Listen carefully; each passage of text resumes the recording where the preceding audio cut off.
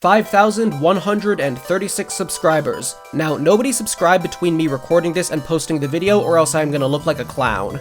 Cause today, on the 1-year anniversary of the channel, we are doing the 5,136 subscriber Q&A. It's honestly been a crazy year, from learning the basics of putting together a video, to getting my channel back from copyright hell, to putting out a video that nearly 90,000 people have watched. Thank you to everyone for enjoying my videos. So let's get to the questions. We'll start with the ones that patrons asked. Cryptic Curls asks, who are my favorite One Piece YouTubers?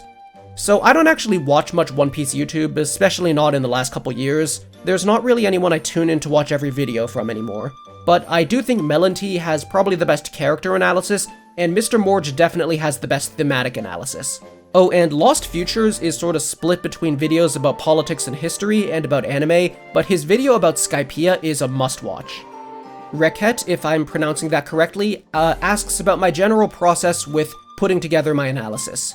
So the posts for patrons, as you observe, are more stream of consciousness. But I start the process by reading the chapters and enjoying them. Then I reread to take notes, and if I don't feel like that's enough, I do a second round of notes. You know, I always notice how the eye is being directed the first time through, but some things like panel framing, I tend to notice only on the second round. Once I have the notes, I decide which pages I'll include in the video. The script is usually done in 2 drafts, one to get the explanations down, and one to tighten it up and make sure it's clear. Lately, my practice is making me get better at getting it right the first time though, and after that I, record and edit. I do the analysis of the rest of the pages that's for patrons and members after I've done all of this, and by that point I've usually had a few days to mull over the chapter and have taken notes on it, so I can usually pull off a comprehensive analysis just going beat by beat across the chapter. Now let's get to the YouTube comments, and we're going to start with a question that I know a lot of people want answered. Do you plan to analyze other manga's paneling? Do you think of going to other works and analyzing their paneling too? And basically, this circle is all the manga I think have interesting paneling, and I like enough that I feel passionate about analyzing them. And this circle is all the manga that are popular enough that people would watch a video about their paneling. And where they overlap, we find One Piece and Dragon Ball, and not much else. Unless I find something new that lands there, I am probably not going to make a video on anything else, at least not in the kind of usual format I do. I might bring up other series in more thesis-driven videos if it helps make my point, like how I brought up Sengoku Yoko in my Luffy vs Katakuri video. And I also have at least one big video idea that's on another manga's story, just not its paneling. And there's also a would you consider doing some paneling vids for something else, like say Lone Wolf and Cub. The problem is, y'all can't handle how good Lone Wolf and Cub's art is. And finally we have, what is the worst paneling you've ever seen?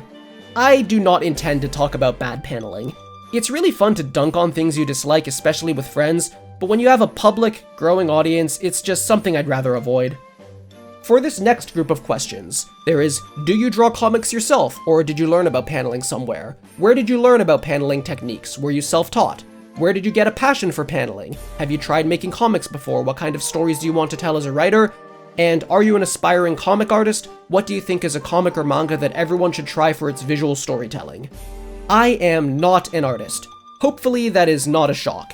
I try to avoid presenting my analysis as though it's from an artist, and while I understand that some people are going to assume anyway, I hope it doesn't come off like I've deliberately misled anyone. I discuss paneling from the perspective of a reader who enjoys manga and enjoys studying how things I like work. I have got no authority beyond that, but to me that's a positive part of my videos. I don't make how-to guides that only artists will find useful. The things I point out can be appreciated by anyone who enjoys manga. If an idiot like me can do it, anyone can. Where did I get a passion for paneling? Well, it started with blog posts and videos about Dragon Ball's paneling. I wouldn't even know how to find a lot of those posts now, but I know that Super Eyepatch Wolf's video on Dragon Ball was one of them. Those introduced me to the concept, and from there I just read a lot of manga. Most of what I know came from 3 processes. 1. Reading a lot and thinking critically about what I read. If I feel something from a panel, then I look at it again and I ask myself, why did that happen? The more different things you read, the more you can learn about what can be done. You just have to slow down and look at them, break them down into their parts. 2. Discussing with others. You do not know why you think something until you argue with someone with the opposite view. In good faith, of course, but trying to convince someone forces you to think about it on a level that you just don't do on your own. Art is subjective, and using evidence and logic to explain your experience is how you bridge the gap from your subjective experience to someone else's. And 3, having an open mind. When you see a blog post or tweet that analyzes from an angle that you never thought about, then take it as a learning opportunity. See if you can apply that lens to things you're familiar with. Eventually, experience builds up. If you take everything I've talked about in my videos, and you just read more manga than I have, and think about how those concepts apply to those manga, then you will know more than me. So after I spent a long time on all of that, I started to feel like the stuff I really like about paneling, the kind of stuff I notice, just wasn't really getting talked about online. And that doesn't mean that I understand paneling best out of everyone, just that nobody who understands it better than me was trying to explain it on social media, at least nobody that I know of. As for the question of what kind of stories I want to make, I hope you don't mind if I don't give you a real answer. At least for me, asking a writer what kinds of stories they want to tell is like asking which child is my favorite when none of them have been born yet. Many kinds, let's say. And for a manga that everyone should try for its visual storytelling, let's say Fantasy World Jun. It is a surrealist story from the late 60s by the legendary artist Shotaro Ishinomori, and it's simultaneously kind of primitive compared to modern manga art, but is also doing experimental things that you don't even see people trying today. What are some key techniques in Oda's paneling that other less experienced mangaka tend to lack, and are there any techniques that Oda doesn't employ as strongly as other manga artists? This is a hard one. I don't think I know enough to truly answer this question, but I will try. I think Oda understands that manga is a two-dimensional page first, and a window into a world second. You know, manga started with gag manga that had pretty flat art, but played with shapes, directions, and lines to follow, and a lot of them were closer to newspaper comics than the cinematic action stories we think of today. But Oda and Toriyama, of course, and other people, still root their styles in the old way, while incorporating the new. And that is an enormous oversimplification, but it's how it generally feels to me. A lot of artists, even ones I love, seem to draw in terms of three-dimensional space. They take a spatial scene, and they ask what camera angle would be cool to show it from. But Oda asks what composition would look interesting in 2 dimensions, and he draws it that way. And every artist who knows what they're doing is thinking about both of those things. I just think Oda knows how to lean further into one of them than most do. I think one of Oda's limitations is how rigid he is with basic page structure. Like, he never does weird layouts that break the rules, and he almost never even varies up the shape or style of panel borders. But at the same time, within those constraints, he is absurdly fluent. Like, he might not do a star-shaped panel, but he will space 2 panels out perfectly to make a moment feel as long as it should. Finally, I appreciate how Oda embraces visual storytelling. Not exclusively visual storytelling in the sense of conveying story without dialogue, but in the sense of having unique, recognizable visuals to match every element in the story. Think about a power or fighting style in One Piece. You know how it looks. Think about an island on the Grand Line. You know how it looks. Think about any kind of world-building element like transponder snails or the pirate ships or devil fruits themselves. They always have a unique way they look. And you can say that just comes from the story he's telling. It's not fair to compare how One Piece islands all look unique to other shonen that don't travel from place to place in the same way. But the thing is, that's a chicken and the egg situation. Did the art naturally follow from the story, or did he pick the story for the sake of the art? I think Oda deliberately built a world and story that would let him use the medium in a better way. I should make a video about that. Are there ever chapters in One Piece you don't think deserve their own paneling videos? I didn't make a video on 1116, which happened because I was out of town anyway, but the chapter being unremarkable was a nice coincidence. I'm sure it'll happen again, but almost every chapter that's come out since I've started has had at least a couple great pages. If I feel like I'm running out of things to say about new chapters, like I'm just repeating what I've already explained before, then I'll stop and do something else. It'll happen sooner or later. Which arc do you think is the most underrated? It is definitely Punk Hazard. I get why it wasn't as popular when it was new. After the time skip, everyone wanted to see a new world conflict against a strong villain, and then we get Fishman Island and Punk Hazard, with 2 villains in a row who aren't really major threats on their own, and both arcs are a bit longer than they needed to be. But I think when you reread knowing it's just a setup arc, and Caesar isn't meant to be a Doflamingo type villain, it is still full of good stuff. Every Straw Hat gets a surprising amount of character-focused moments, just on the more subtle end, which goes against the common narrative that post-timeskip is less crew-focused. And it has Brownbeard, the most underrated side character in the series. You will see a video on him from me someday. It's not one of the best arcs, but I think it deserves the same reevaluation that the fandom has given Fishman Island and Skypiea in recent years. Alright, time for the speed round. Quick questions with hopefully quick answers. Are you planning to add subtitles to your videos in English or other languages? I probably should. Are the auto-generated ones on my videos decent? Honestly, it's just something I've never done before and I've never really been motivated to do. I don't know any other languages well enough to do subtitles for those. Which manga with interesting paneling would you recommend? I'll give you 5. Kasane, Blood on the Tracks, Discommunication, Surebito, Shoujo Jiten, Blank Space, I Want to Hold Aono-kun So Badly I Could Die, and Blood Diver Ringo and the Fishbowl Man. Wait, that was 8. What are some of your favorite manga and anime besides One Piece and Dragon Ball? Is Dragon Ball one of my favorite manga? Is One Piece one of my favorite manga? There's a lot of good stuff out there, you know? I'll give you 5 of each. For manga, let's say Lone Wolf and Cub, Spirit Circle, Yotsuba, The Flowers of Evil, The Bones of an Invisible Person, and the works of Kyoko Okazaki in general, so a lot of shorter stuff like Helter Skelter, River's Edge, and Pink. I don't watch a ton of anime, so these are all shows I liked, but only one of them is one of my favorite things ever. Haibane Renmei, Neon Genesis Evangelion, Revolutionary Girl Utena, Serial Experiments Lane, and the Lupin the Third franchise, which I have definitely not seen all of, but I really like it. Stories closest to your heart. Oh, this is a tricky one, because you know, this isn't just favorites. Some stories are life-changing because they're masterpieces, and others are life-changing in spite of having major flaws. So I'll give you 5. Spirited Away, Realm of the Elderlings, Umineko, Outer Wilds, Undertale, Disco Elysium, and Yumi and the Nightmare Painter. Favorite series regarding paneling overall. This is a tricky one to answer because it overlaps with some of the answers I've already given, but it's kind of a different question. You know, it's not just manga with interesting paneling that I think more people should check out, but my favorite paneling. So I'll give you 5. One Piece, Lone Wolf and Cub, Yotsuba, Sengoku Yoko, The Bones of an Invisible Person, Hiraya Sumi, The Climber, Ashizuri Aquarium, Blue Period, and Kasane. I don't know how to count. What are your top 5 side characters? Let's say Katakuri, Garp, Rosinante, Buggy, and Law. Favorite antagonist?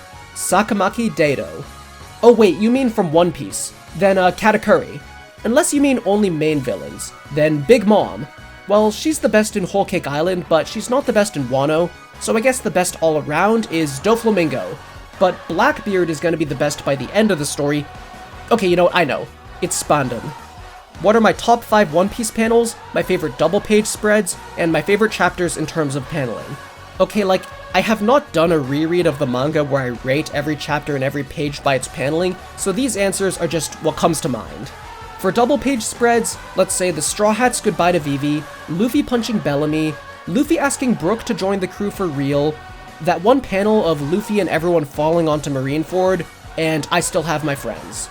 For panels, let's exclude double page spreads and say the Gear 2 reveal, Sanji smoking in the rain, Sniper King's glory in Eni's lobby, and the one where Luffy puts his booger on Usopp's arm.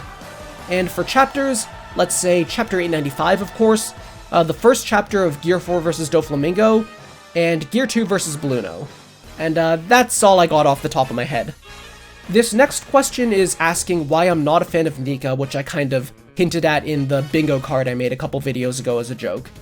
So, there are good aspects of Nika, but I just wish Luffy earned his awakening in a more interesting way than just dying. And I have personally never seen a good reason his fruit should be the super special god fruit. Awesome to see how much your channel has grown. Been watching since the Buggy vs Luffy video, keep up the great work. That is not a question, but thank you. What is your favorite gum flavor? Watermelon. What are you excited about coming up in Elbaf? Usopp. More Usopp. Let's bring his character arc to the climax he deserves. Also, there's a good chance that Shanks is important and maybe even Mihawk too, and I think it'll just tell us a lot that we're wondering about with how the final arc will be structured. Because people argue, you know, which characters will be fought first, what order is everything going to happen in, and this is definitely going to give us good information on that. So for the final question, I saved my favorite one. What aspects of manga do you enjoy the most? There are a lot of angles we could come from for how to answer this question, and I'll take a few of them. Manga is a medium with a ton of limitations and a ton of flexibility at the same time. There's no sound or motion, but it can play with panel size, shape, layout, and all of those things I don't shut up about in my videos. I think that just leads to interesting ways of expressing a story that you don't really get elsewhere. Because of those things, it's a very active medium. You have to participate, whether it's filling in what happens between panels through closure, or just putting in the effort to move your eyes across the page and turn to the next one, or just letting it come alive in your head because it doesn't give you everything on its own. There isn't a literal anime playing in your head when you read a manga, but you still understand that all these events happened, and from less, and I think that's satisfying. When I watch an anime, I feel like I'm sitting back and letting a story happen in front of me, while when I'm reading a book or a manga, I have to put in the work myself. And the way my brain works, that's just more enjoyable and rewarding. If there's a moment of boredom in an anime, my ADHD brain might just turn it off and never feel motivated to finish. But in a manga, I can just read faster. The other thing I enjoy about manga is how personal it is. Most manga are not made by one person, of course. There's assistants, editors, and just a lot we don't know about how the sausage is made. You don't know who came up with what idea if you weren't in the room where it happened. But I still feel like manga is a lot closer to a single person's vision than a lot of other forms of art. That doesn't mean that's better or worse, and some of the best art I've ever seen, like Across the Spider-Verse or Everything Everywhere All at Once or most of my favorite anime movies, come from collaboration from a huge number of skilled people. But it is just the kind of art I like to explore. Something subconsciously feels more personal, more direct when you're experiencing something that was mostly one person's vision. Well, this has been your window into the mind of Werb. The more my channel grows, and it's not even very big yet, but the more it grows, the less I've been interested in broadcasting my opinions to all of you who don't really know me. That's why I stopped really posting on Twitter much, and I don't even use the site anymore other than to announce my videos, cause, oh, screw that. And even on Blue Sky, which is a much better site, I don't really post my opinions much anymore cause, well, you don't know me. In a day-to-day context, you shouldn't really care about my opinion, you should care about the opinions of people that you personally know. But I'm fine with it in the context of the more restrictive structure of the Celebration Q&A video. So, at some point at another subscriber milestone, we'll do this again, I guess. For a quick update, I know the channel has been a bit slow lately. There haven't been videos on old chapters in a while, and part of that is because I feel like I set such a high standard with the Katakuri video that I wasn't really sure how to scale back down to stuff like the Buggy or Mr. 1 videos. But it's mostly just because I have been busy with other parts of life that are a priority over YouTube. And that's gonna keep being the case for a while, but not forever. There are big things I want to do on YouTube eventually. Right now, I'm more just trying to keep giving you the regular paneling analyses you enjoy while my attention is elsewhere. But there is a special video I should have out soon, hopefully. It's about One Piece, but not about paneling, and it's a kind of analysis that I think a lot of you might not have seen before. And it's a topic I've been wanting to dig into for a long time, so look forward to that in the coming weeks. Thank you to everyone, of course, who has enjoyed the videos and brought us here, and remember to floss your teeth.